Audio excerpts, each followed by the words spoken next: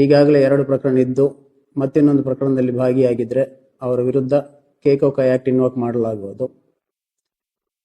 ಇದರಲ್ಲಿ ಇವರು ಆಕ್ಚುಲಿ ಮಾಡಿದ್ದಂಥ ಅಫೆನ್ಸ್ಗೆ 3 ವರ್ಷ ಪನಿಷ್ಮೆಂಟ್ ಇದ್ರೂ ಸಹ ಕೇಕೋಕ ಆ್ಯಕ್ಟಲ್ಲಿ ಕನಿಷ್ಠ 5 ವರ್ಷ ಪನಿಷ್ಮೆಂಟ್ ಇದೆ. ಕನಿಷ್ಠ 5 ವರ್ಷದಿಂದ ಜೀವಾವಧಿ ಶಿಕ್ಷೆವರೆಗೂ ಪನಿಷ್ಮೆಂಟ್ ಆಗುವಂಥ ಒಂದು ಪ್ರೊವಿಷನ್ ಇದೆ. ಅಷ್ಟೇ ಅಲ್ಲದೆ ಯಾವುದೇ ಪ್ರಕರಣ ಇಲ್ಲದರೂ ಕೂಡ ಈ ಆರೋಪಿತರ ಜೊತೆಗೆ ಅಂದರೆ ಈಗಾಗಲೇ 2 ಪ್ರಕರಣಗಳಿದ್ದಂಥ ಆರೋಪಿತರ ಜೊತೆಗೆ ತಿರುಗಾಡಿ ಅವ್ರ ಜೊತೆ ಗ್ರೂಪ್ ಕಟ್ಟಿಕೊಂಡು ಅಥವಾ ಸಿಂಡಿಕೇಟ್ ಮಾಡಿಕೊಂಡಿದ್ದಂಥವರಿಗೆ ಕೂಡ ಮೆಂಬರ್ಸ್ ಆಫ್ ಆರ್ಗನೈಸ್ಡ್ ಗ್ಯಾಂಗ್ ಅಂತ ಒಂದು ಸೆಕ್ಷನ್ ಇದೆ. ಯಾರೇ ಇರಲಿ ಈ ಗ್ಯಾಂಗ್ ಮೆಂಬರ್ಸ್ ಆಗಿದ್ದರೆ ಅವರಿಗೆ ಕೂಡ ಕನಿಷ್ಠ 5 ವರ್ಷ ಶಿಕ್ಷೆ ಆಗುತ್ತೆ. ಆದ್ದರಿಂದ ಯಾವುದೇ ಪ್ರಕರಣದಲ್ಲಿ ಭಾಗಿಯಾಗದಂಥ ಎಲ್ಲರೂ ಕೂಡ ಯಾವುದೇ ಕಾರಣಕ್ಕೆ ಈಗಾಗಲೇ ಕೇಸಸ್ಸಲ್ಲಿ ಭಾಗಿಯಾದವ್ರ ಜೊತೆಗೆ ತಿರುಗಾಡಬೇಡಿ. ತಿರುಗಾಡಿದರೆ ಅವರಂತೂ ಜೈಲಿಗೆ ಹೋಗೋದು ಗ್ಯಾರಂಟಿ, ಹೊರಗೆ ಬರುವುದಿಲ್ಲ. ಅವರೊಟ್ಟಿಗೆ ನೀವು ಕೂಡ ಇಂಥ ಕಠಿಣವಾದಂಥ ಕಾನೂನಲ್ಲಿ ಸಿಕ್ಕಾಕೊಂಡಿದ್ರೆ ಕಷ್ಟ. ಅದರಿಂದ ಎಲ್ಲರೂ ಜಾಗೃತಿಯಾಗಿರಬೇಕಂತ ಹೇಳಿ ತಿಳಿಸ್ತಾ ಇದ್ದೀವಿ. Thank you.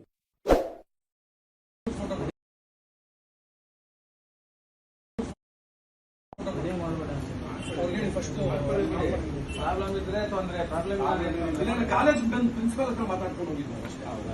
ಅವರು ಥ್ರೆಟ್ ಅಂತ ಕಂಪ್ಲೇಂಟ್ ಹಾಕಿದ್ದಾರೆ, ನಮಗೆ ಥ್ರೆಟ್ ಮಾಡ್ತಾ ಇದ್ದಾರೆ. ನಾವೆಲ್ಲ ಇಲ್ಲೇ ಇದ್ದೀವಿ. ತಮ್ಮ ಹೆಸರು ಗೊತ್ತಾಗಿಲ್ಲ. ನನ್ನ ಹೆಸರು ಅಮೃತ. ಕಾಲೇಜ್ ಪ್ರಿನ್ಸಿಪಲ್ ಅಪಾಯಿಂಟ್ಮೆಂಟ್ ಕೊಡಪ್ಪ.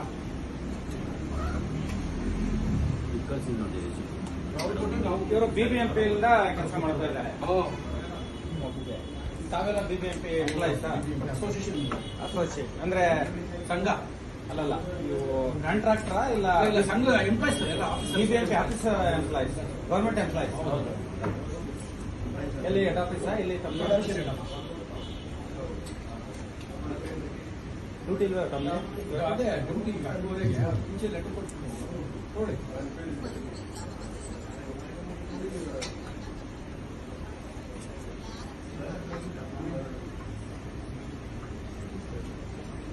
ಅವರೆಂತ ಅಂತಾರೋ ನಮ್ದು ನೋಡಿ ಅಷ್ಟೇ. ಎಲ್ಲ ಇಲ್ಲಿ CC ಕ್ಯಾಮ್ರಾ ಇದೆ ಹೋಟ್ಲಲ್ಲಿ, ಅವ್ರು ನಾವು ಮಾತಾಡ್ಸೇ ಇಲ್ಲ. ಆಚೆ ಬಂದಿದ್ದು ನಮಗೂ ನಾವು ನೋಡೇ ಇಲ್ಲ, ಇವತ್ತೇ ಗೊತ್ತಾಗಿಲ್ಲ ಅವರೇ ಒಂದು ಫೋಟೋ ತಗೊಂಡಿದ್ದೆ.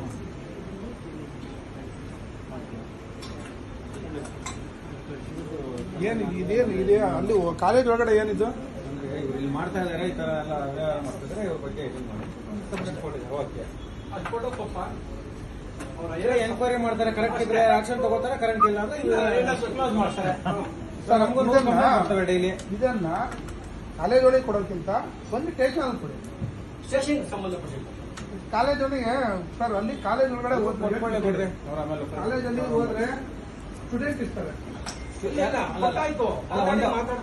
ಅಮೃತರಾಜ್ ಅವರೇ, ಒಂದು ಈಗ ಶಾಲಾ ಮಂದಿರಿ ಎಕ್ಸಾಮ್ ಒಂದ್ ನಿಮಿಷ ಕ್ಲಾಸ್ ಏನೋ ನಡೀತಾ ಇದೆ, ಮತ್ತೆ ಏನೋ ಪ್ರೋಗ್ರಾಮ್ ಹೇಳಕೊಡ್ತಿ ಕೇಳಿ. ಪ್ರೋಗ್ರಾಮ್ ನಡೀತದೆ, ಕಾಲೇಜ್ ಕೊಟ್ಟಿದ್ದೀರಾ ತೊಂದರೆ ಇಲ್ಲ. ಅವ್ರಿಗೆ ಸುಪೀರಿಯರ್ ಆಫೀಸರ್ ಪ್ರಿನ್ಸಿಪಾಲ್ ಇರ್ತಾರೆ, ಅವ್ರ ಹತ್ರ ನೀವು ಕೊಟ್ಟಿದ್ದೀರಾ ಅಷ್ಟೇ ಅಲ್ವಾ? ಕೊಟ್ಟು ಅಸೈನ್ಮೆಂಟ್ ತಗೊಂಡಿದ್ದೀರಾ ಅಷ್ಟೇ. ಆಯ್ತು, ತಗೊಳ್ಳಿ. ಅವ್ರು ಏನ್ ಆಕ್ಷನ್ ತಗೊಳ್ತಾರ ಅಷ್ಟೇ. ಎಲ್ಲಾರು ಹೋಗಿ ಏನು ಇದನ್ನ ಮಾಡೋದು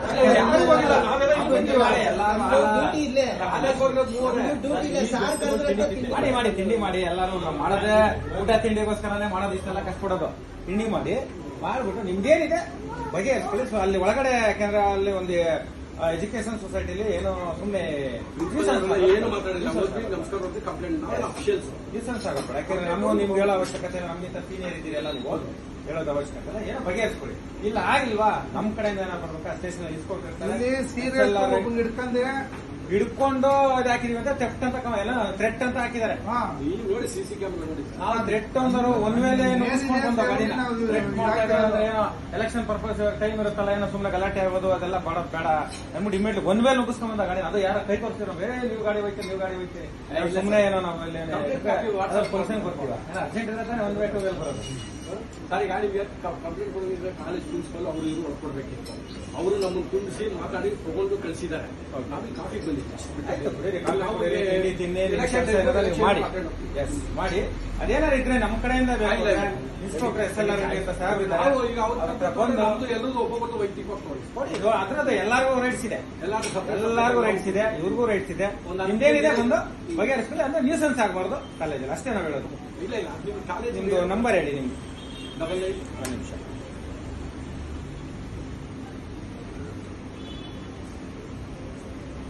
1 ನಿಮಿಷ 9980 1385